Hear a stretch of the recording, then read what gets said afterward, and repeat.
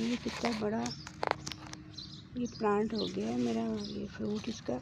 इसको इंग्लिश में long cucumber और उर्दू में इसको कहते हैं, हम लोग क्योंकि लाहौरी हैं, लाहौर में रहते हैं, यहाँ पर लाहौर में इसको तर कहा जाता है और इसको उर्दू में ककड़ी कहते हैं। अब ये तैयार हो रही है बीज के लिए। ये देखिए कितनी बड़ी हो गई, इसके मैं बीज बनाऊंगी। अभी ये लगी रहेगी इसी तरह से प्लांट के साथ, और ये जब और बड़ी होगी, सूख जाएगी, फिर मैं इसको उतारूंगी और ये नेक्स्ट ईयर फिर मैं इससे अपनी ये तरों के प्लांट लगाऊंगी। ये आप भी लगाएं, ये बहुत इजी टू ग्रो है।